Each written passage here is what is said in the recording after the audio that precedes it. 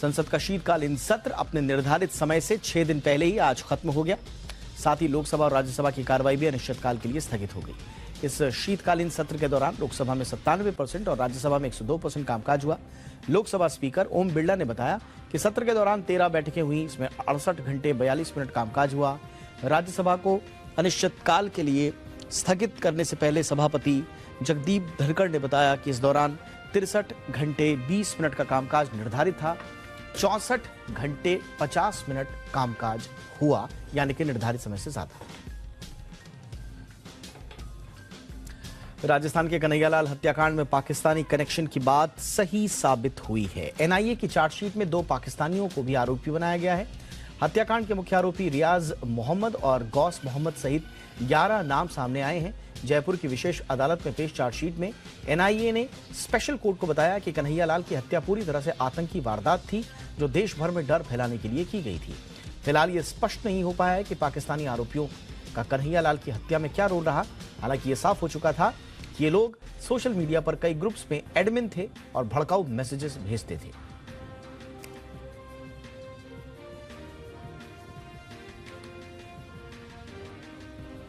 दिल्ली के श्रद्धा murder case में आरोपी आफ्ताब की नाको रिपोर्ट तैयार हो गई है।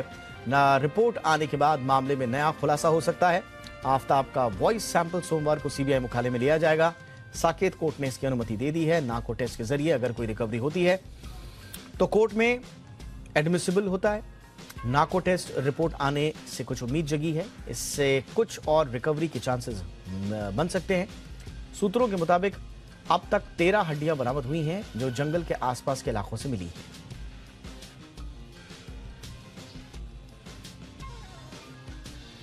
एनआईए ने आज जम्मू कश्मीर में 13 जगहों पर छापेमारी की। यह छापेमारी टेरर फंडिंग के मामले में की गई है। सूत्रों के मुताबिक एजेंसी की टीम ने जम्मू में एक व्यक्ति को हिरासत में भी लिया है, जो जिला कुलगाम का रहने वाला बताया जा रहा है। अधिकारी उससे जम्मू के पीर मिठा पुलिस थाने में पूछताछ कर रहे हैं। देश के खिलाफ अलग अलग हथकंडे अपनाकर यहां खून खराबा फैलाने के आरोप में जिन लोगों के नाम सामने आए हैं, एनआईए की टीम उन्हीं लोगों के घरों पर छापेमारी कर रही है।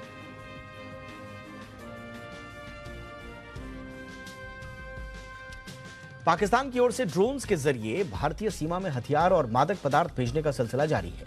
बीएसएफ ने लगातार तीसरे दिन आज एक और ड्रोन को मार गिराया। जानकारी के मुताबिक आज सुबह 7:45 बजे बॉर्डर पर बीएसएफ की बटालियन गश्त कर रही थी। इसी दौरान उन्हें ड्रोन की आवाज सुनाई दी। आवाज आते ही जवानों ने फायरिंग शुरू कर दी। उसके मुताबिक जवानों की गोली ड्रोन को गिराने में सफल रही। ड्रोन के टुकड़े खेतों में 50 मीटर तक बिखर गए। अमृतसर में गिराया गया ये ड्रोन 6 फीट का बताया जा रहा है।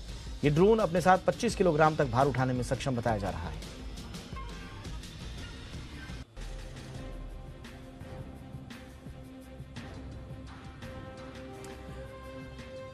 तो टॉप न्यूज के बाद अब वक्त है आज की हमारी कवर स्टोरीज का।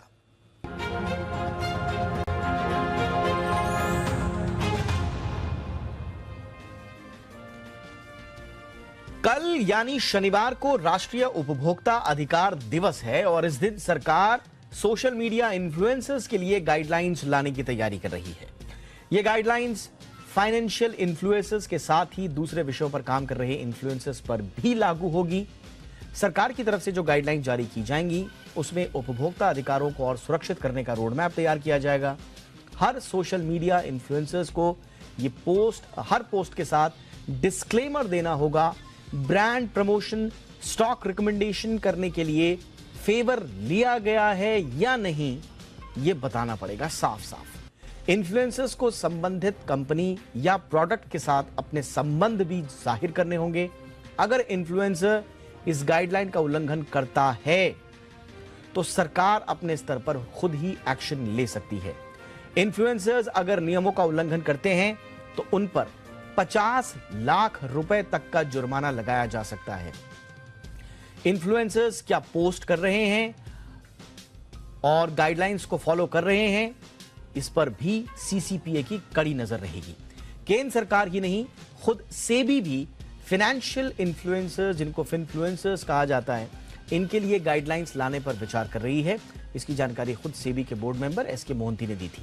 सेबी की जो गाइडलाइंस के जरिए उन फिनफ्लुएंसर्स पर लगाम कसने की कोशिश करेगी जो बिना नॉलेज के इन्वेस्टमेंट एडवाइजेस देते हैं।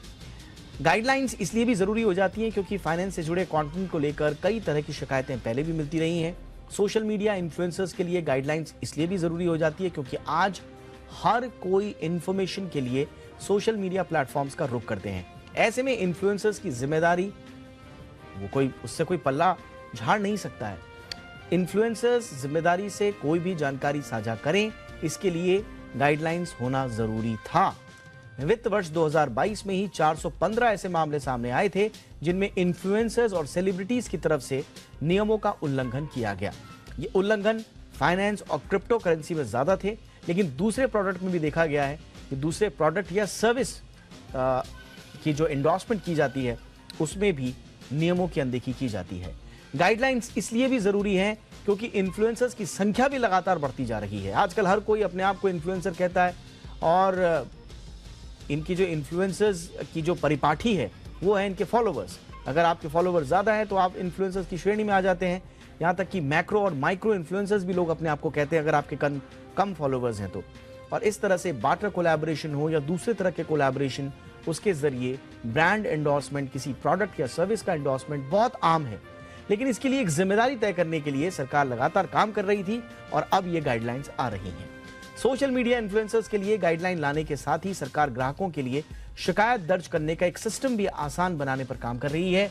सरकार इसके लिए पोर्टल लाने पर विचार कर रही है। जल्द ही इसके लिए फ्रेमवर्क तैयार किया जा सकता है और ये सबके सामने होगा।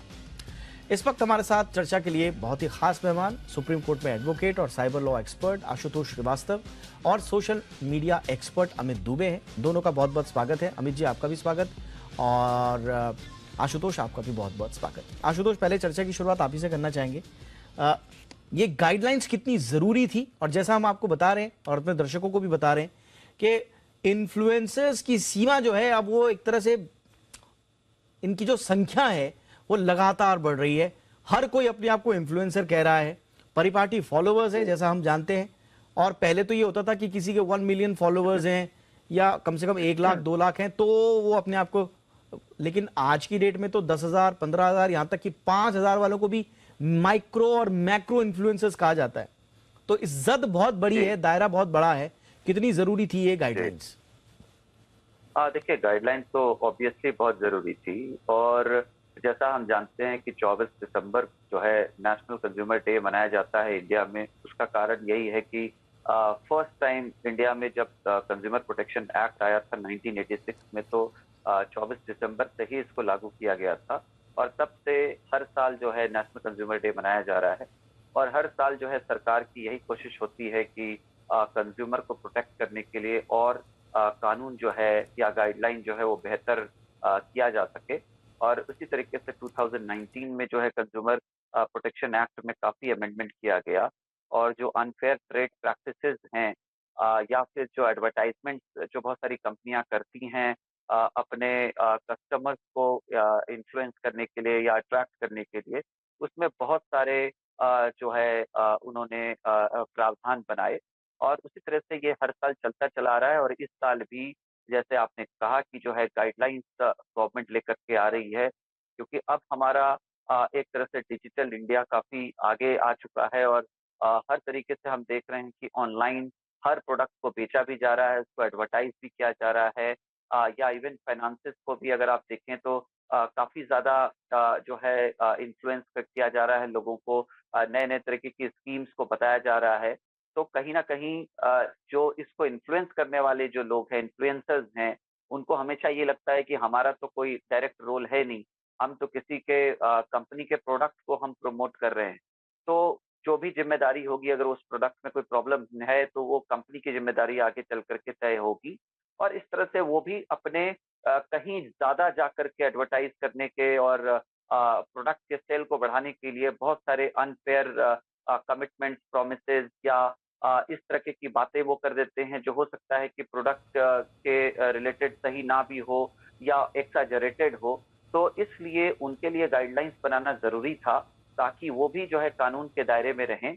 और जैसे कि हम जानते हैं गाइडलाइंस के हिसाब से बहुत सारे प्रावधान लाए गए, यहाँ तक कि 50 लाख तक का जो है जुर्माना भी तय किया गया है।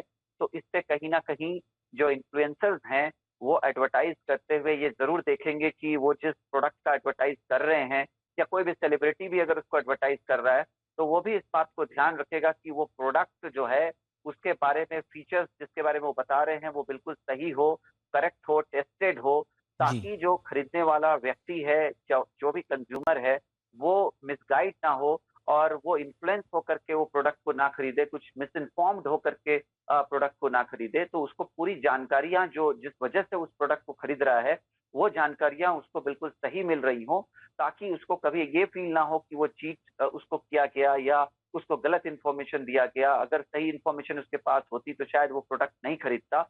और इन्हीं बातों को देखते हुए सरकार ने एक अच्छा फैसला मेरे ख्याल में लिया है, और इसको और वो बेहतर बनाएंगे टाइम टू टाइम, और नए गाइडलाइंस के साथ अब ये देखते हुए कि इस गाइडलाइंस में उसका क्या इम्पैक्ट होता है, क्या फीडबैक आता है, कितना कंट्रोल होता है मिस सेलिंग के ऊपर। बिल्कुल। तो हो सकता है कि कुछ और अमेंडमेंट आगे हमें और देखने को मिले कस्टमर्स के फेवर में। एब्सोल्युटली। तो ये एक बिल्कुल। अच्छी पहल है नेशनल कंज्यूमर डे के दिन, और मुझे लगता है कि ये अच्छा जाना चाहिए आगे, इसका अच्छा रिजल्ट आना चाहिए। बिल्कुल, और ये नेशनल कंज्यूमर डे पर आ रहा है, इसका सिग्निफिकेंस इसलिए ज़्यादा बढ़ जाता है क्योंकि देखिए आजकल आम लोगों को भी नहीं पता है, अमित अगर मैं सही कह रहा हूँ, बहुत सारे लोगों को भी नहीं पता है कि वो जिसके कहने पर कोई उत्पाद खरीद रहे हैं, कोई सर्विस ले रहे हैं, कोई प्रमोशनल वीडियो देख रहे हैं, वो उनके जीवन में उनके डिसीजन को कितना इम्पैक्ट कर सकता है, चाहे अपने नॉलेज से, चाहे अपनी पोजीशन से, या फिर रिलेशनशिप से ऑडियंस के साथ। कई लोग ये भी बोलते हैं कि साहब हमारा तो रिलेशनशिप है ऑडियंस के साथ, तो वो अपने इन अथॉरिटी का, नॉलेज का, पोजीशन का या रिलेशनशिप का इस्तेमाल करके ऑडियंस की डिसीजन मेकिंग पावर पे, उनकी परचेजिंग डिसीजन या परचेजिंग ओपिनियन को प्रभावित कर रहे हैं। तो इसलिए बहुत इसको आम लोगों को समझना बेहद जरूरी है। लेकिन अमित, 50 लाख रुपए तक का जुर्माना लगाया है, और मुझे लगता है कि 50 लाख बड़ा कुछ कुछ ही केसेस में हो पाएगा, दूसरे केसेस में 50 लाख से कम होगा। ये जुर्माना क्या ठीक है? इसे ये आप सही मान रहे हैं या इसे और बढ़ाया जाना चाहिए था? नहीं नहीं, बिल्कुल बिल्कुल ठीक है। और मेरे हिसाब से तो और ज्यादा भी हो सकता है, डिपेंडिंग ऑन की प्रोडक्ट क्या आप प्रमोट कर रहे हैं और उससे कितना इम्पैक्ट पड़ सकता है। खासतौर से जो फूड प्रोडक्ट हैं, ऐसे प्रोडक्ट हैं जिनका की इम्पैक्ट कई बार बहुत ज्यादा होता है। अभी मैं आपको बताऊं कि 3-4 हफ्ते पहले गाइडलाइन आई थी फेक रिव्यूज पर गवर्नमेंट की। यदि आप फेक रिव्यू कोई प्लेटफॉर्म प्रमोट करता है या अलाउ करता है तो उन पर भी पेनल्टी है।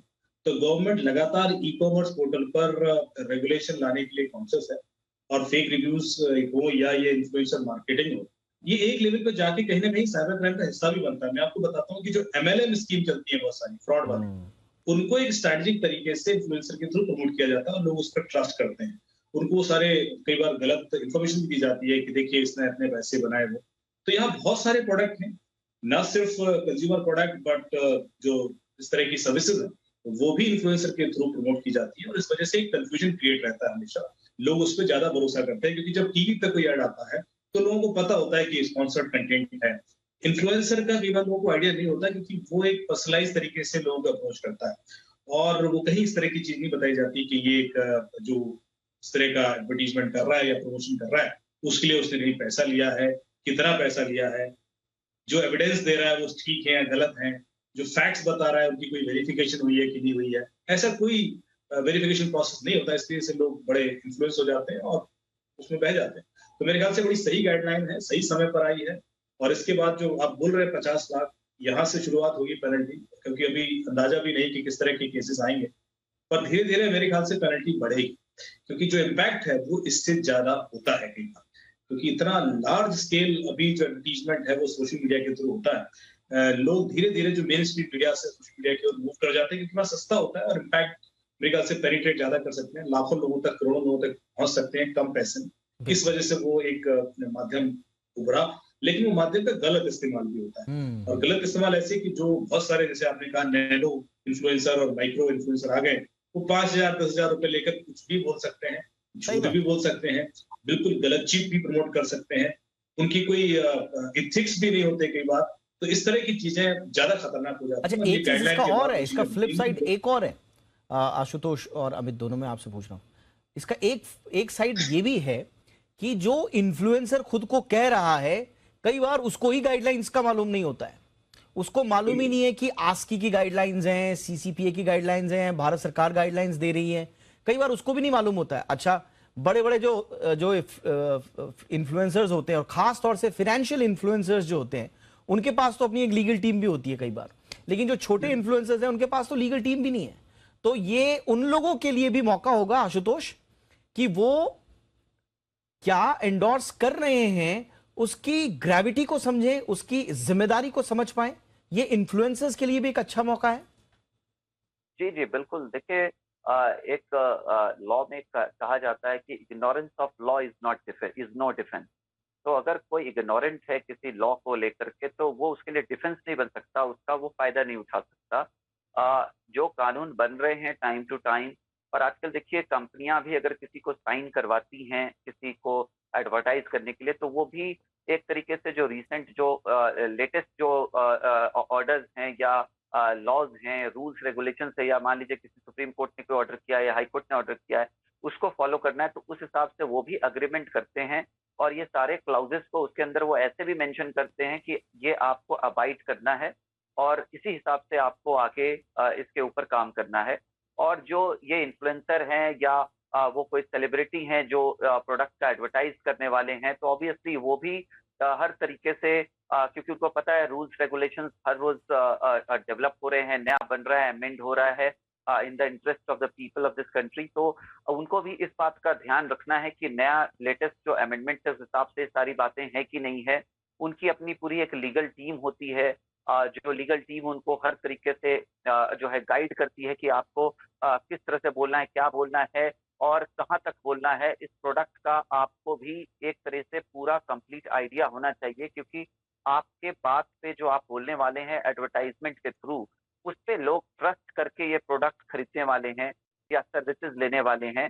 तो कहीं ना कहीं आप उनके थिंकिंग प्रोसेस को इन्फ्लुएंस करने वाले हैं, और चूंकि अब आप उसके लिए लायबल हैं, तो इसलिए आप भी उस प्रोडक्ट के बारे में, फीचर्स के बारे में ठीक से समझ लें, जान लें और वही इंफॉर्मेशन दें लोगों को जो आपको लगता है प्रोडक्ट से रिलेटेड जो है वो बिल्कुल करेक्ट है और सही है। बिल्कुल। और बाकी देखिए जो डिस्क्लेमर वगैरह का जो प्रोविजन अभी बनाया गया है गाइडलाइन में, वो भी काफी अच्छा है। पहले हम देखते थे जो बहुत सारे इन्वेस्टमेंट लोग करते थे, वो अपने हिसाब से करते थे कि इतना इंटरेस्ट आएगा, इतना उसके ऊपर रिटर्न आएगा, हालांकि वो मार्केट लिंक्ड इन्वेस्टमेंट होता था। तो अब काफी एडवर्टाइजमेंट में वो बोलने लगे हैं कि ये जो है सब्जेक्ट टू मार्केट रिस्क, इस तरह की का डिस्क्लेमर जो है हमें अब सुनने को देखने को मिलता है, जो मुझे लगता है कि काफी अच्छा एक पहल है। और अब कंज्यूमर्स भी अपने राइट्स को समझते हैं, जानते हैं। और इसमें बहुत और भी अमेंडमेंट जैसे किया गया कि कंप्लेंट जो है वो डायरेक्टली ऑनलाइन फाइल कर सकते हैं, और ऑनलाइन अगर वो कंप्लेंट फाइल करते हैं तो अथॉरिटीज जो है गवर्नमेंट के अंडर वो उसके ऊपर डायरेक्ट एक्शन ले सकती है। और इससे कहीं ना कहीं कंज्यूमर को काफी सुविधा मिलेगी। ये नहीं है कि अगर उनके साथ कोई वो गलत प्रोडक्ट उन्होंने कुछ और उसके बारे में सुन करके या कोई एडवर्टाइजमेंट देख करके खरीद दिया और उसके बाद जो है वो यहाँ से वहाँ भाग रहे हैं कि अब कहाँ कंप्लेंट करूँ, कहाँ जाऊँ, किस अथॉरिटी के पास जाऊँ, और उनको यहाँ से वहाँ भेजा जा रहा है।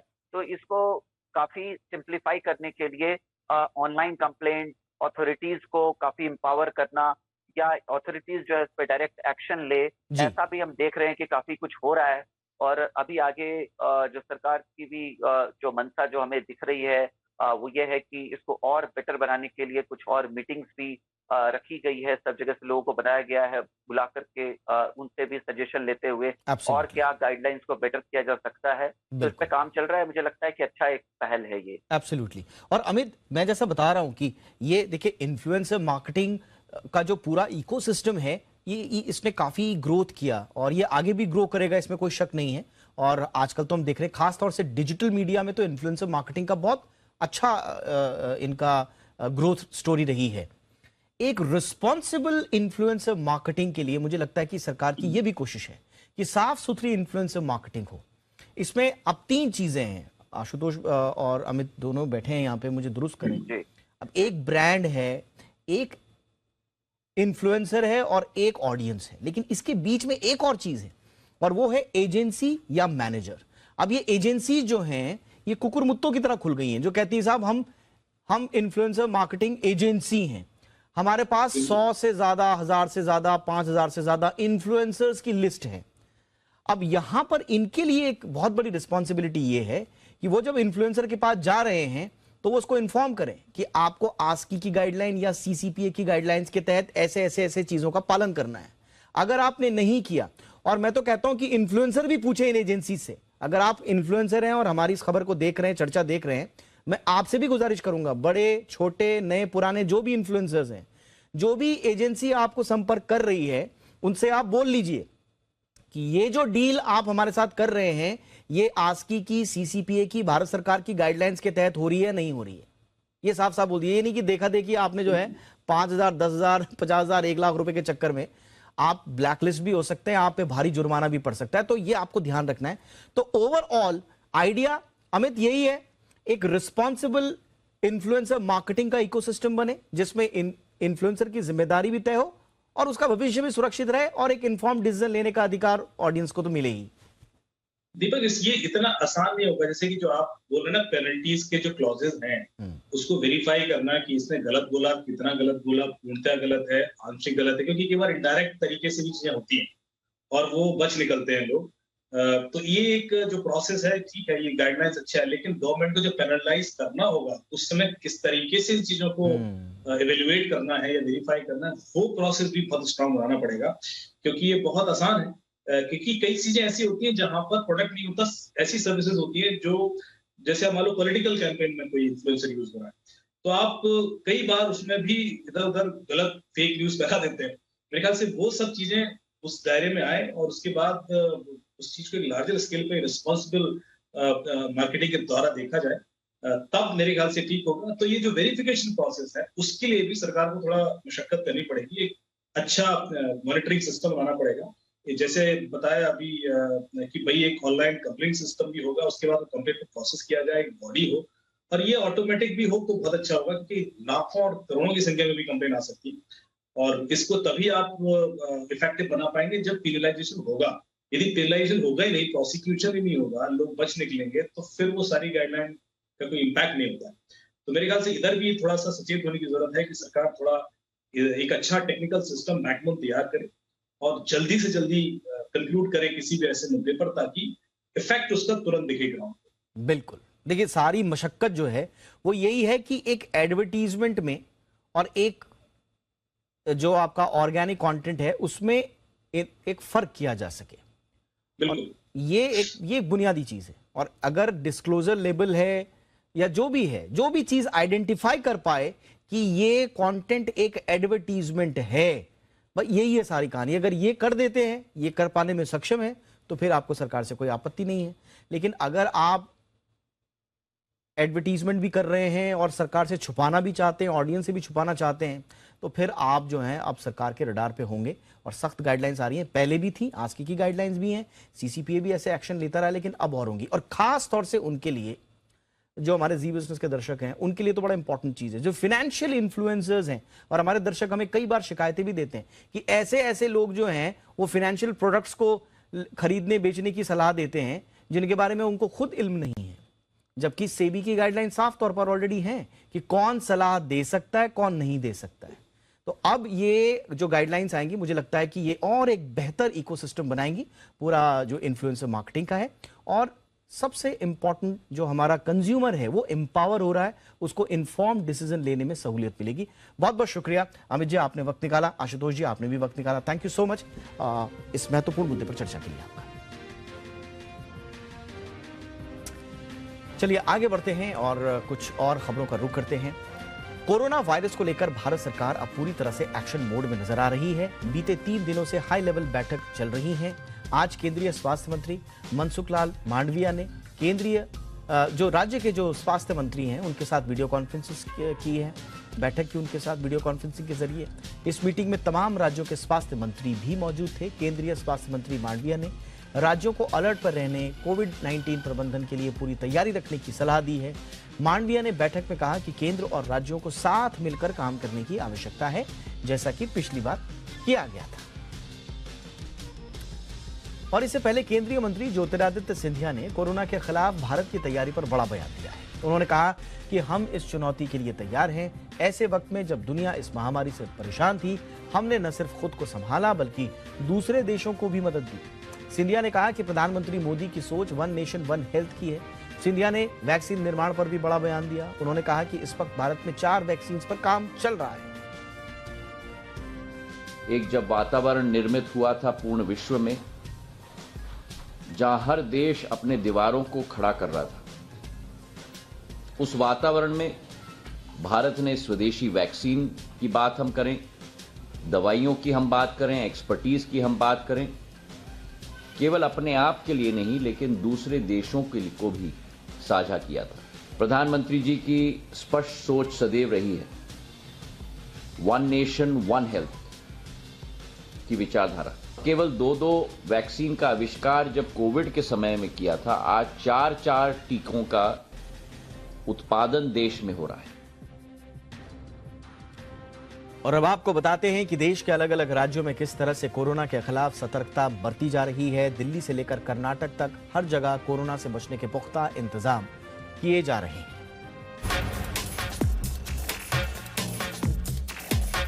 चीन और अमेरिका समेत कई देशों में कोरोना की वापसी हो चुकी है। कोरोना से चीन और लैटिन अमेरिका का सबसे ज्यादा बुरा हाल है। अच्छी बात यह है कि अभी भारत में कोरोना की स्थिति काफी नियंत्रण में है और कोरोना को लेकर ये स्थिति ना बिगड़े, इसके लिए केंद्र सरकार ही नहीं बल्कि राज्य भी अपने स्तर पर इंतजाम कर रहे हैं। कुछ राज्यों ने गाइडलाइन भी जारी कर दी है। राज्यों की तरफ से मास्क की अनिवार्यता और वैक्सीनेशन को बढ़ावा दिया जा रहा है। सबसे पहले बात करें दिल्ली की, तो यहाँ पर पॉजिटिव मामलों की जीनोम सीक्वेंसिंग की जा रही है। अस्पताल कर्मियों को बढ़ाने का आदेश दिया गया है। इसके अलावा लोगों को बूस्टर डोज लेने की सलाह दी जा रही है। वहीं महाराष्ट्र में एयरपोर्ट पर रैंडम थर्मल स्क्रीनिंग की जा रही है और कोरोना पर नजर रखने के लिए टास्क फोर्स का गठन भी किया गया है। उत्तर प्रदेश और उत्तराखंड की बात करें तो यहाँ पर भीड़ भाड़ वाली जगहों पर मास्क पहनने के निर्देश दिए गए हैं। हर पॉजिटिव मामले की जीनोम सीक्वेंसिंग की जा रही है। इसके साथ ही सरकार की तरफ से नई कोविड गाइडलाइन भी जारी कर दी गई है। राज्य में कोविड मरीजों के लिए अलग वार्ड भी तैयार किए जा रहे हैं। यूपी के साथ ही उत्तराखंड में भी जीनोम सीक्वेंसिंग और कोरोना नियंत्रण कक्षों को सक्रिय करने का आदेश जारी कर दिया गया है। इसके साथ ही राज्य में बूस्टर डोज के लिए भी अभियान चलाया जा रहा है। बिहार में मॉल, शॉपिंग सेंटर के लिए एडवाइजरी जारी कर दी गई है। एयरपोर्ट्स और रेलवे स्टेशन पर रैपिड एंटीजन टेस्ट किए जा रहे हैं। वहीं कर्नाटक में बंद जगहों पर मास्क अनिवार्य कर दिया गया है। इसके साथ ही सांस की गंभीर बीमारियों का परीक्षण भी अनिवार्य किया गया है। दूसरी तरफ पंजाब में भी रोजाना 10,000 सैंपल की जांच के आदेश दिए गए हैं और साथ ही पॉजिटिव मामलों की जीनोम सीक्वेंसिंग की जा रही है। केंद्र हो चाहे राज्य सरकारें, सभी अपने स्तर पर तैयारियां कर रही हैं, लेकिन आपको अपने स्तर पर भी कुछ सावधानी बरतनी होगी, क्योंकि सरकार की गाइडलाइन भी तभी काम करेगी जब आप कोविड नियमों का पालन करेंगे। ब्यूरो रिपोर्ट, जी मीडिया। कोरोना की वैक्सीन से जुड़ी एक और अहम खबर आई है। भारत बायोटेक की नेजल वैक्सीन आज से कोविन प्लेटफॉर्म पर उपलब्ध होगी। इस नेजल वैक्सीन को बूस्टर डोज के तौर पर लगाया जाएगा। भले ही आपने पहले दूसरी कंपनी की वैक्सीन लगवाई हुई है, लेकिन भारत बायोटेक की वैक्सीन को बूस्टर डोज के तौर पर नेजल के जरिए लिया जा सकता है। यह वैक्सीन फिलहाल प्राइवेट अस्पतालों में दी जाएगी और नेजल वैक्सीन को लेकर पूरी डिटेल हमारी संवाददाता पूजा मक्कड़ दे रही हैं अपनी इस ग्राउंड रिपोर्ट के जरिए। आज से नेजल वैक्सीन को मंजूरी मिली है और भारत बायोटेक की ये नेजल वैक्सीन होगी। कोविन प्लेटफॉर्म पर ये ऑप्शन रहेगा जो थोड़ी देर में एक्टिव हो सकता है, जिसमें आप नेजल वैक्सीन को बुक करा सकते हैं। आपने कोवैक्सीन लगवाई है या कोविशील्ड लगवाई है, कोई सी भी वैक्सीन आपने लगवाई है, आप नेजल वैक्सीन को बूस्टर के तौर पर ले सकते हैं। नाक के जरिए 2-2 ड्रॉप्स इसकी डाली जाएंगी और ये एक बार में बूस्टर डोज का काम करेगी। लेकिन इस बीच में हम आपको स्थिति दिखा देते हैं वैक्सीनेशन सेंटर्स की, जहां पहले खाली रहते थे क्योंकि बूस्टर डोज लगवाने के लिए लोग नहीं आते थे। अब वैक्सीनेशन को लेकर लोगों में वापस जागरूकता बढ़ी है, ये भी कह सकते हैं कि डर बढ़ा है और लोग यहां पर वैक्सीन लगवाने के लिए पहुंचे हैं। आप मैम, कब से आपकी बूस्टर डोज ड्यू थी और आज आप लगवाने आई हैं? अप्रोक्स 9 मंथ्स हो गए थे। हाँ जी, तो मुझे अलर्ट आ ही रहा था। हाँ। तो जैसे अब चाइना में दिख रहा था काफ़ी ज़्यादा प्रॉब्लम्स आ रही हैं, तो सोचा आप लगवा ही लेते हैं, प्रिकॉशन डोज हमारी कंप्लीट हो जाएगी। अभी नेजल वैक्सीन जो है वो सेंटर्स पर नहीं पहुंची है। यहाँ भी जैसे कोवैक्सीन की बूस्टर डोज लगाई जा रही है। क्या आपको लगता है समीर जी, कितना उछाल है कि लोग बूस्टर लगवाने के लिए पहुंचे हैं और नेजल वैक्सीन कब तक उम्मीद करें लोग कि लोगों को मिलने लगेगी? जी बिल्कुल, देखिए अगर मैं 2 दिन पहले की बात करूं तो 2 दिन पहले तक स्पेशली बूस्टर के लिए जो लोग थे वो 1-2 की एवरेज थी। और अभी जस्ट कल का मैं बात करूँ तो कल 1-2 पेशेंट से लगभग 35 पेशेंट के करीब कल बुक थे, आज भी लगभग 35 के करीब, और कल के लिए भी पेशेंट्स बुक है कोवैक्सीन वाले, क्योंकि अभी फिलहाल हम कोवैक्सीन लगा रहे हैं। कोविशील्ड के आई थिंक उससे अधिक होंगे काफ़ी पेशेंट्स। नेजल वैक्सीन की जो अभी बात करें, जिस तरह से प्राइवेट सेंटर्स में वो उपलब्ध होगी, रोल आउट अभी होने वाली है। DCGIC फाइनल अप्रूवल मिल चुका है, तो अभी हम कंपनी से कॉन्टैक्ट करने की कोशिश कर रहे हैं, और जिस तरह से अवेलेबल होगी, क्योंकि उसके लिए भी इंक्वायरी आना शुरू हो गया है, और इंक्वायरी भी ऐसी आ रही है कि कोई पूछ रहा है कि वो बच्चों को भी दे सकते हैं, बुजुर्गों को भी दे सकते हैं, क्योंकि लोग निडल से अब थोड़ा सा चाहते हैं अवॉइड करना। हमारे व्यूअर्स के लिए भी ये जानना जरूरी है कि 18 साल से ऊपर के लोगों के लिए बूस्टर डोज है, और नेजल वैक्सीन चूंकि इंजेक्शन का विकल्प हो सकती है, लोगों को सुई लगाने की जरूरत नहीं पड़ेगी, उसकी क्वेरीज हैं। लेकिन ये चीज लोगों को समझनी होगी कि अभी सैद्धांतिक तौर पर अप्रूवल जरूर हुआ है। प्राइवेट सेंटर्स में नेजल वैक्सीन को पहुंचने में 2 से 3 दिन का वक्त लग सकता है। आज की तारीख में इन प्रिंसिपल अप्रूवल है, स्लॉट बुक हो सकते हैं, लेकिन अवेलेबिलिटी अभी फिलहाल एक इशू रहेगा कुछ दिन तक, जब तक वो नेजल वैक्सीन प्राइवेट सेंटर्स पर पहुंचना शुरू नहीं हो जाती है। रेट्स को लेकर भी अभी कंफ्यूजन है, क्योंकि सरकार ने ये साफ नहीं किया है कि प्राइवेट सेंटर पर किस रेट में नेजल वैक्सीन लगेगी, लेकिन जितनी बूस्टर अवेलेबिलिटी इस वक्त है कोवैक्सीन और कोविशील्ड की, उसको लेकर आप देख ही रहे हैं कि अब प्राइवेट सेंटर्स पर भीड़ बढ़नी शुरू हो गई है। कोरोना के नए वेरिएंट के सामने आने के बाद अब बूस्टर डोज लगवाने वालों की संख्या बढ़ गई है। आपने अभी रिपोर्ट में भी देखा, अलर्ट के बीच कोविन ऐप पर टीका लगवाने के लिए रजिस्ट्रेशन तेजी से बढ़ा है। गुरुवार शाम 7 बजे तक 12,000 से ज्यादा लोग टीका लगवाने के लिए रजिस्टर कर चुके थे। 22 नवंबर के बाद यह पहला मौका था जब एक दिन में सबसे ज्यादा रजिस्ट्रेशन हुए हैं। रजिस्ट्रेशन के अलावा शाम 7 बजे तक बूस्टर डोज लगवाने वालों की संख्या भी 50,000 के आंकड़े को पार कर गई थी। 27 दिनों के बाद 50,000 से ज्यादा लोगों ने एक दिन में इतने बूस्टर डोज लगवाए हैं। अच्छा, अगर इस बीच आप भी बूस्टर डोज मिस कर गए, आप बूस्टर डोज लगवाना चाहते हैं, तो इसके लिए अपॉइंटमेंट लेने का तरीका भी जान लीजिए। हम आपको बताते हैं कि कैसे आप बूस्टर डोज लगवाने के लिए अपॉइंटमेंट ले सकते हैं। पूरी डिटेल्स इस रिपोर्ट में। एक बार फिर कोरोना वापसी करता हुआ नजर आ रहा है। चीन ही नहीं बल्कि जापान और अमेरिका समेत कई देशों में फिर मामले बढ़ते नजर आ रहे हैं। कोरोना के मामले में भारत अभी काफी ज्यादा बेहतर स्थिति में है, लेकिन इसका मतलब ये कतई नहीं कि हम लापरवाह हो जाएं। कोरोना से बचने का सबसे कारगर तरीका यह है कि आप भीड़ भाड़ वाले इलाकों में मास्क पहनकर रखें और साथ ही वैक्सीनेशन पूरा कर लें। ऐसे में अगर आपने बूस्टर डोज नहीं लगवाया है और लगवाने की तैयारी कर रहे हैं, तो सबसे पहले पता कर लें कि आपके आसपास कहां पर बूस्टर डोज लगाया जा रहा है। बूस्टर डोज को लेकर केंद्र सरकार ने कोविन पोर्टल पर सारी जानकारी दी है। आपके आसपास कहां बूस्टर डोज लगाई जा रही है, इसका पता करने के लिए सबसे पहले कोविन पोर्टल पर जाएं। यहां search your nearest vaccination centre पर पहुंचे। यहां पर आप जिला, पिन कोड या फिर सीधे मैप के जरिए सेंटर खोज सकते हैं और नजदीकी वैक्सीनेशन सेंटर में अपॉइंटमेंट ले सकते हैं। नजदीकी वैक्सीनेशन सेंटर खोजने के लिए आप अपने मोबाइल नंबर का भी इस्तेमाल कर सकते हैं। इसके लिए आपको कोविन पोर्टल पर अपने रजिस्टर्ड मोबाइल नंबर से लॉगिन करना होगा। लॉगिन करने के लिए होम पेज पर साइन इन बटन पर क्लिक करें, रजिस्टर्ड मोबाइल नंबर एंटर करें। इसके बाद आपके मोबाइल नंबर पर एक OTP आएगा, उसे डालें। नए विंडो में शेड्यूल अपॉइंटमेंट का विकल्प आएगा। इसमें आप नजदीकी वैक्सीनेशन सेंटर चुन सकते हैं और अपॉइंटमेंट ले सकते हैं। याद रखें, सावधानी और वैक्सीनेशन ही कोरोना से बचाव का एकमात्र तरीका है। इसलिए अगर आपने अभी तक बूस्टर डोज नहीं लगवाई है तो जल्द लगवा सकते हैं। ब्यूरो रिपोर्ट, जी मीडिया।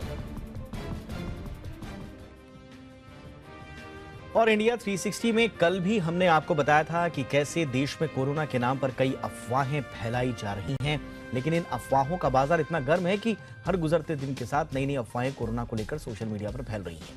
इन्हीं अफवाहों से आपको जागरूक करवा रहे हैं। बिना सिर पैर वाली इन अफवाहों का पूरा सच देखिए, सतर्क रहिए और पैनिक नहीं करना है।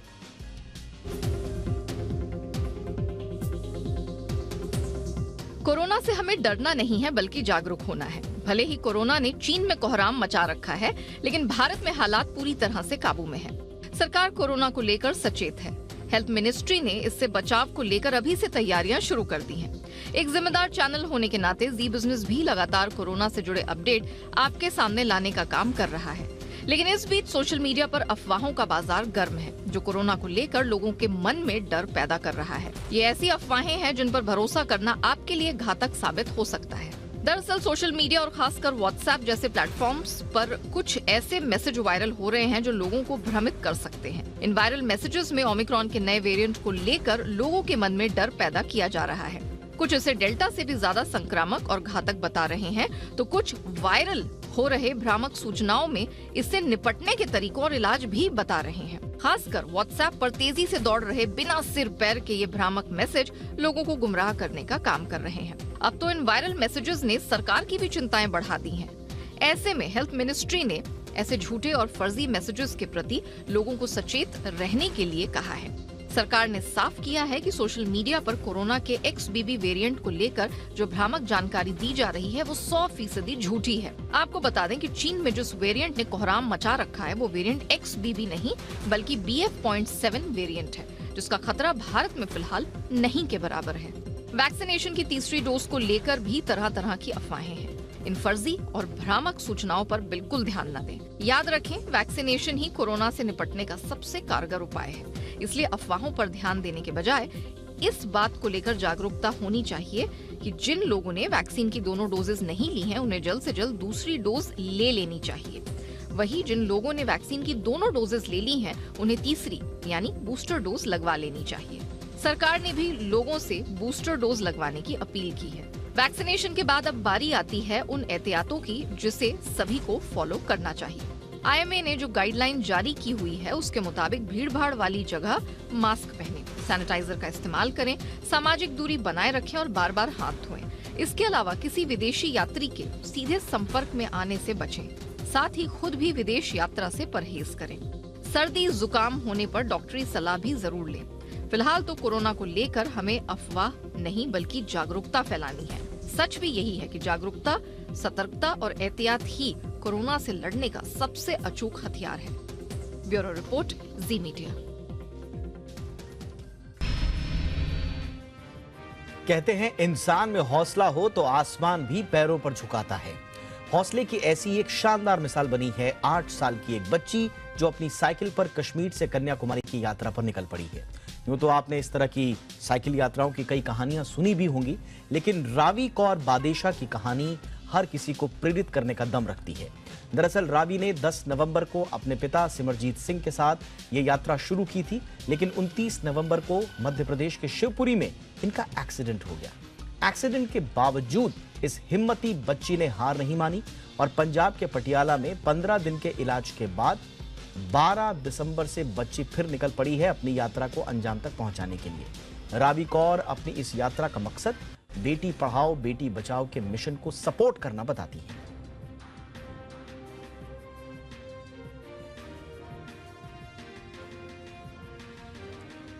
एक वक्त था जब भारत में इंटरनेशनल मेकअप ब्रांड्स का बोलबाला होता था, लेकिन अब धीरे धीरे ही सही लेकिन मेक इन इंडिया का दौर कॉस्मेटिक्स और स्किन केयर की रेंज में और इस सेक्टर में दिख रहा है।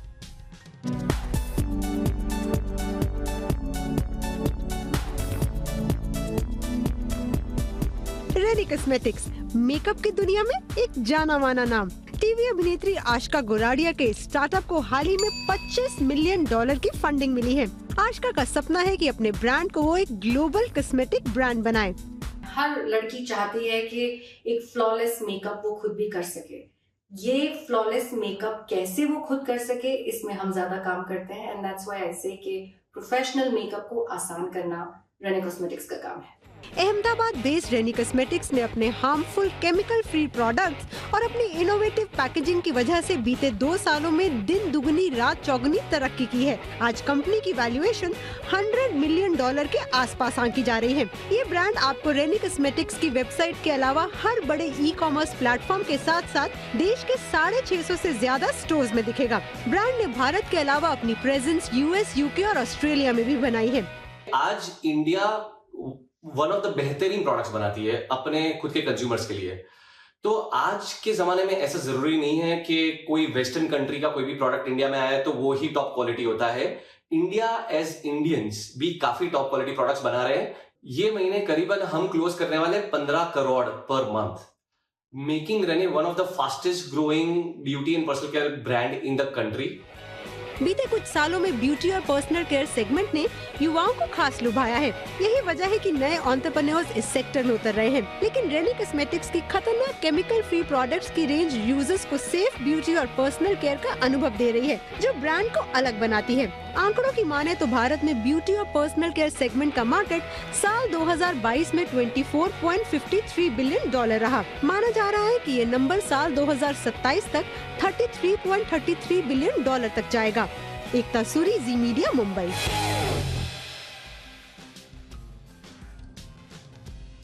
और अब देखते हैं टेक्नोलॉजी से जुड़ी 10 बड़ी खबरें।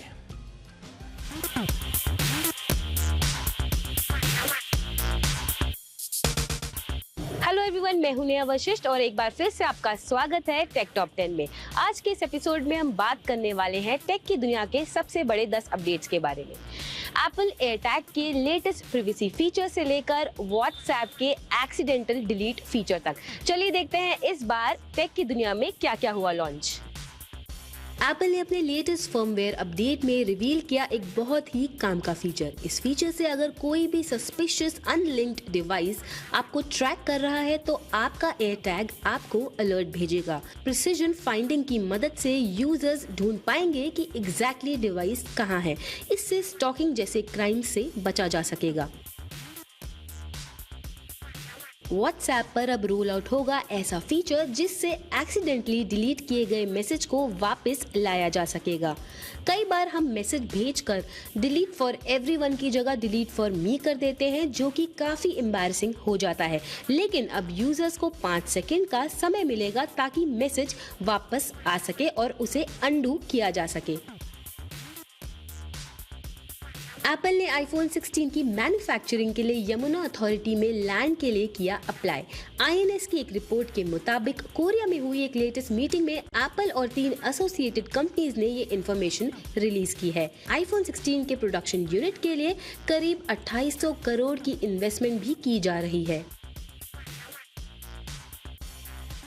ट्विटर ने रोल आउट करने शुरू किए अलग अलग कलर के वेरिफिकेशन टिक मार्क्स। गवर्नमेंट रिलेटेड अकाउंट्स के लिए ट्विटर ने ग्रे टिक रोल आउट किया है, वहीं कंपनीज के लिए gold verification mark roll out किया गया है। अगर बात करें इंडिविजुअल्स की तो इंडिविजुअल्स के लिए ब्लू टिक मार्क ही रहेगा। पेबल ने लॉन्च की अपनी latest smart watch payable Cosmos endure. 1.46 inch large AMOLED display से लैस ये स्मार्ट वॉच IP68 रेटिंग के साथ आती है। इसके साथ इसमें Bluetooth calling, always on display जैसे फीचर्स भी मौजूद हैं। ये फुल अलॉय केस के साथ आती है जो इसे शॉक प्रूफ बनाता है। कंपनी के अकॉर्डिंग ये स्मार्ट वॉच 7 दिन के यूजेज टाइम के साथ आती है। साथ ही इसमें 30 डेज तक का स्टैंड बाय टाइम भी मिलता है। Amazon प्राइम गेमिंग हुआ भारत में लॉन्च। ये एक सब्सक्रिप्शन बेस्ड सर्विस है जिससे इंडियन गेमर्स कई गेमिंग टाइटल्स को एक्सेस कर सकेंगे। इसमें मोबाइल, PC और मैक गेम्स तीनों अवेलेबल होंगे। इस सर्विस से league of legends, death loop, quake, COD season 1, FIFA 23 जैसे कई पॉपुलर गेम्स को एक्सेस किया जा सकेगा। गूगल ने रिसेंटली ऑर्गेनाइज किया गूगल फॉर इंडिया इवेंट। इस इवेंट में गूगल ने इंडिया के लिए अपने आगे का एक्शन प्लान लेआउट किया है, जिसमें यूट्यूब कोर्सेज से लेकर हेल्थ केयर इंस्टीट्यूशंस तक सबकी बात की गई है। इसके साथ गूगल ने ऑक्सफोर्ड इकोनॉमिक्स इम्पैक्ट रिपोर्ट भी शेयर की, जिसके मुताबिक इंडियन क्रिएटर्स ने 2021 में इंडिया के GDP में करीब 10,000 करोड़ कंट्रीब्यूट किए हैं। साथ ही गूगल की मदद से 7.5 मिलियन क्रिएटर्स को जॉब भी मिली। स्नैपचैट प्लस पर लॉन्च हुए कस्टमाइजेशन ऑप्शंस। इस फीचर से camera capture button, application icons और भी बहुत कुछ कस्टमाइज किया जा सकता है। इसके साथ चैट वॉलपेपर्स का ऑप्शन भी इसमें आएगा। ये फीचर नॉर्मल स्नैपचैट यूजर्स के लिए अवेलेबल नहीं होगा, सिर्फ स्नैपचैट प्लस यानी कि पेड वर्जन के लिए अवेलेबल होगा। नेटफ्लिक्स पर 2023 में पासवर्ड शेयरिंग होगी बंद। मैक रूमर्स की एक रिपोर्ट के अकॉर्डिंग अर्ली 2023 में ऐसा किया जा सकता है। पासवर्ड शेयरिंग से नेटफ्लिक्स को हाल ही में काफी हैवी रेवेन्यू डाउनफॉल और सब्सक्राइबर लॉस भी देखने को मिला है। व्हाट्सएप ने किए 37 लाख अकाउंट्स डिलीट।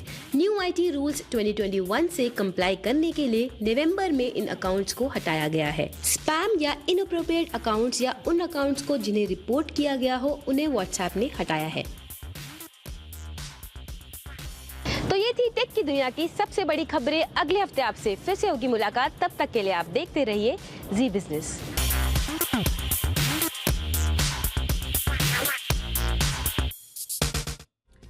बात बाजार की कर लेते हैं। लगातार चौथे दिन बाजार में गिरावट देखी गई। निफ्टी 320 अंक के नुकसान के साथ 17,806 पर बंद हुआ। वहीं सेंसेक्स 980 अंक फिसलकर 59,845 के स्तर पर बंद हुआ। हैरानी की बात यह है कि आज ग्लोबल मार्केट से अच्छे संकेत थे। एफआईएस की तरफ से भी ज्यादा बिकवाली का दबाव नहीं था। घरेलू संस्थागत निवेशकों ने 3,000 करोड़ रुपए से ज्यादा की खरीदारी की, लेकिन इसके बावजूद बाजार में बिकवाली का माहौल बन गया। निफ्टी की शुरुआत लाल निशान में हुई और दिन के दौरान बाजार में बिकवाली हावी हो गई। अक्टूबर के बाद पहली बार 18,000 के नीचे आया है और 2 महीने के निचले स्तरों पर बाजार बंद हुआ है।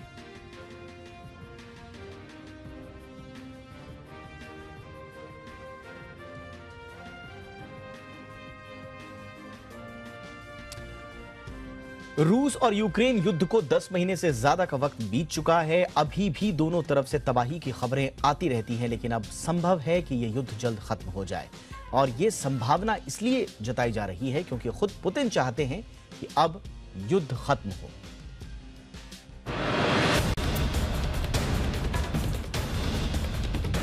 रूस और यूक्रेन के बीच जारी युद्ध से लाखों लोग बेघर हुए हैं तो हजारों लोगों की जान युद्ध की भेंट चढ़ चुकी है। इस युद्ध से दुनिया ही नहीं बल्कि खुद रूस के राष्ट्रपति व्लादिमीर पुतिन भी परेशान हो चुके हैं। अब वो चाहते हैं कि युद्ध खत्म हो। यूक्रेन के राष्ट्रपति जेलेंस्की के अमेरिकी दौरे पर रूस के राष्ट्रपति पुतिन का बड़ा बयान सामने आया है। पुतिन का कहना है कि रूस अब यूक्रेन युद्ध का अंत चाहता है। उन्होंने कहा कि युद्ध का कूटनीतिक तरीके से समाधान निकाला जा सकता है। पुतिन ने कहा कि यूक्रेन में शांति स्थापित करने के लिए प्रयास किए जाएंगे। वहां पर जितनी जल्दी शांति स्थापित हो जाएगी उतना अच्छा रहेगा। हालांकि उन्होंने यूक्रेन और उसके समर्थन वाले देशों पर आरोप भी लगाया। पुतिन ने कहा कि यूक्रेन और उसके साथी नहीं चाहते कि युद्ध समाप्त हो। पुतिन के बयान के बाद अमेरिका की तरफ से भी प्रतिक्रिया आई है। व्हाइट हाउस के प्रवक्ता जॉन किर्बी ने कहा कि पुतिन ने संकेत दिया है कि वो बातचीत के लिए तैयार है, लेकिन वो जो जमीन और हवा में कर रहे हैं उससे तो ऐसा नहीं लगता। किर्बी ने कहा कि पुतिन यूक्रेन के लोगों पर हिंसा बरपाना चाहते हैं और उनका युद्ध खत्म करने की कोई मंशा नजर नहीं आती। बता दें कि इससे पहले यूक्रेन के राष्ट्रपति वोलोदिमीर जेलेंस्की ने कहा था कि रूस से युद्ध खत्म करने के लिए वे कोई समझौता नहीं करेंगे। उन्होंने रूसी हमले से मुकाबला करने के लिए अमेरिकी समर्थन पर बात करते हुए कहा था कि हम झुकने वाले नहीं हैं। बता दें कि जेलेंस्की अमेरिकी दौरे पर पहुंचे हुए हैं। अब देखना होगा कि पुतिन की कथनी और करनी में कितना फर्क है। पुतिन अगर कूटनीति से इस युद्ध को खत्म करने की राह पर कदम बढ़ाते हैं तो यह न सिर्फ यूक्रेन के लिए बल्कि पूरी दुनिया के लिए गुड न्यूज साबित होगी। ब्यूरो रिपोर्ट, जी मीडिया। अमेरिका में बर्फबारी से लोगों को काफी परेशानियों का सामना करना पड़ रहा है। ये आप अलग अलग तस्वीरों के जरिए अब समझेंगे। यहां पर 4,400 से ज्यादा उड़ानों पर ब्रेक लगा दिया गया, यानी कि लोग हवाई सफर नहीं कर पा रहे। इसके अलावा सड़कों पर भी बर्फ की मोटी चादर जम गई है। बड़ी संख्या में लोग एयरपोर्ट पर फंस गए हैं। अमेरिका में बर्फीली तूफान को लेकर अलर्ट भी जारी किया गया है। राष्ट्रपति बाइडेन ने मौसम पर समीक्षा बैठक भी बुलाई। अमेरिका में हो रही बर्फबारी से लोगों का जीना मुहाल हो रहा है। सड़कों पर बिछी मोटी चादर और मोटी होती जा रही है। लोगों का सड़क पर चलना तक मुश्किल हो रहा है। बर्फबारी की वजह से अमेरिका में सिर्फ 2 दिनों में 4,400 से ज्यादा उड़ानें रद्द करनी पड़ी। क्रिसमस से ठीक पहले खराब हुए मौसम की वजह से लोगों की छुट्टियां खराब हो रही हैं। इतना ही नहीं, गुरुवार को 2300 से ज्यादा विमानों को रद्द करना पड़ा। ये नजारा अमेरिका के कई इलाकों में बना हुआ है। अमेरिका के राष्ट्रपति जो बाइडेन ने बर्फबारी के हालात की समीक्षा की। जो बाइडेन ने व्हाइट हाउस में अफसरों के साथ समीक्षा बैठक की और उन इलाकों के हालात पर जानकारी ली जो बर्फबारी से सबसे ज्यादा प्रभावित हैं। सुबह के वक्त की तस्वीरें बयां कर रही हैं कि लोग अपने घरों में ही दुबके हुए हैं। इसी वजह से सड़कों पर परिंदा भी नजर नहीं आ रहा है। बर्फीली हवाओं की वजह से सड़कों पर दौड़ने वाले वाहन खामोश अपने ठिकानों पर खड़े हुए हैं। हालांकि रात के वक्त कुछ वाहन सड़कों पर नजर आ रहे हैं, लेकिन उनकी रफ्तार भी बर्फबारी की वजह से धीमी बनी हुई है। यही हालत कनाडा की भी है। बर्फबारी की वजह से हाईवे का रंग सफेद हो गया है। लोग बर्फबारी के बीच ही गाड़ी चलाने को मजबूर हैं। अधिकांश जगहों पर तापमान खतरनाक स्तर पर पहुंच गया है। ब्यूरो रिपोर्ट, जी मीडिया।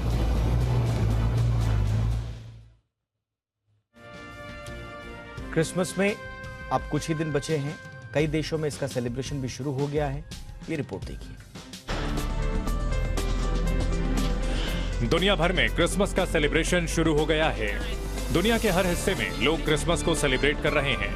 अमेरिका के न्यूयॉर्क में भी चारों तरफ क्रिसमस की तैयारियां चल रही हैं। सीधे साधे स्वीट सेंटा तो आपने बहुत देखे होंगे। आज ये डरावना सेंटा भी देखिए। सेंटा का ये अलग रूप देखने के लिए दूर दूर से लोग आ रहे हैं।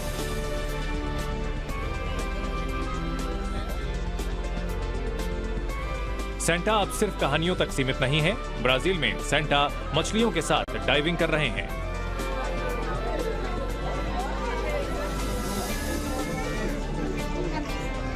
रियो डी जेनेरियो के नेशनल एक्वेरियम में सेंटा की ड्रेस में डाइविंग कर रहे इस शख्स की फोटो लेने वालों की भी कमी नहीं है।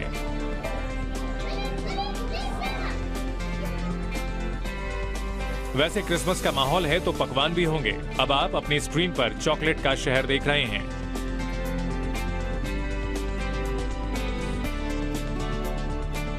जी हां, ये पोलैंड में बनाया गया जिंजर ब्रेड शहर है।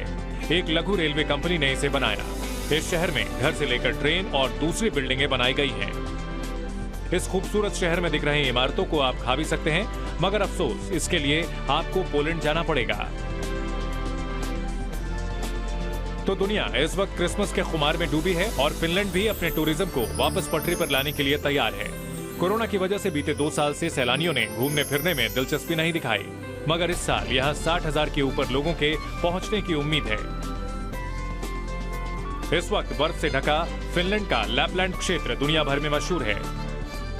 इसी क्षेत्र में सेंटा क्लॉज विलेज भी है, जहां क्रिसमस के दिन हजारों लोग पहुंचने वाले हैं। ब्यूरो रिपोर्ट, जी मीडिया।